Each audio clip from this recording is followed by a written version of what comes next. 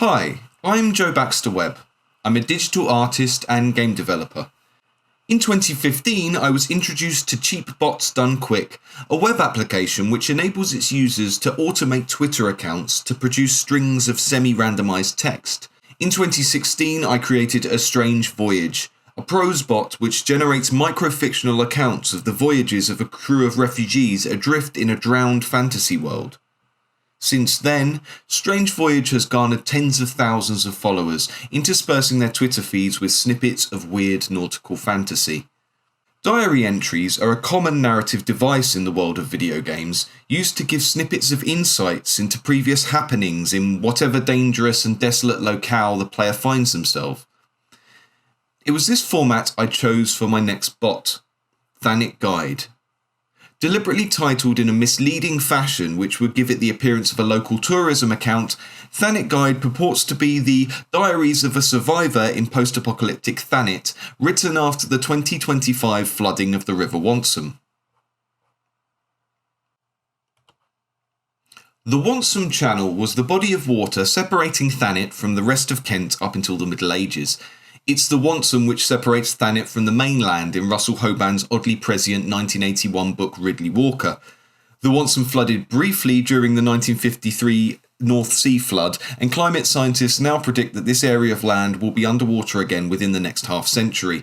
For anyone who, like me, grew up in Thanet under the influence of post-apocalyptic fiction, this is ripe territory, and in fact, I was not at all aware of Ridley Walker until after I'd developed and released this particular bot.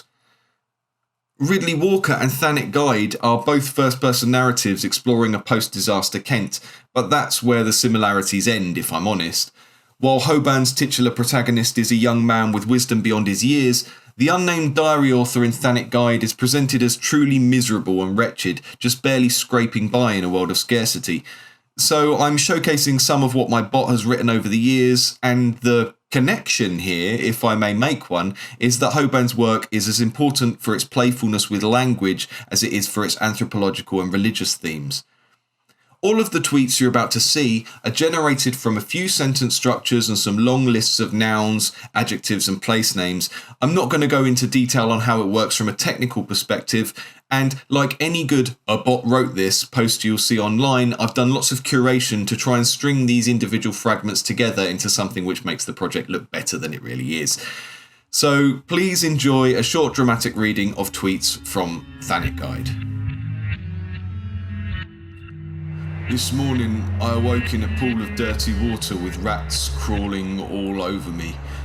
That will teach me to sleep in a newsagent's. Last night I witnessed the gulls climb the outside of a gastropub as burning rain began to fall. I brushed my teeth. I thought for a moment of Isabella, probably food for the giant gulls now. The last time I saw Isabella, we had been trying to fight off the entire original lineup of So Solid crew with a darts trophy. I fled. Margate Old Town was a mess of debris, tendrils of black seaweed and plastic patio furniture. As violent whoops and jet ski noise rose from Margate Sands, I passed a bookies covered with signs reading, "We'll trade dog eggs for paracetamol." Outside an abandoned hair salon, a man triumphantly held aloft the flayed skin of a raver. I took a swig of Vimto as a sullen fog descended over Margate seafront. As green-tinged mist rolled in off the empty harbour, I remembered a gentler time, before all this. I longed for some superglue as the stink of bleach set in. I thought about the cannibal I'd killed the night before. They'd tried to take my BAFTA award. Today I walked past Dreamland and saw the place had been decorated in scarecrows and plastic dolls' heads. I came across a colony of language tutors down in the basement levels of Arlington House.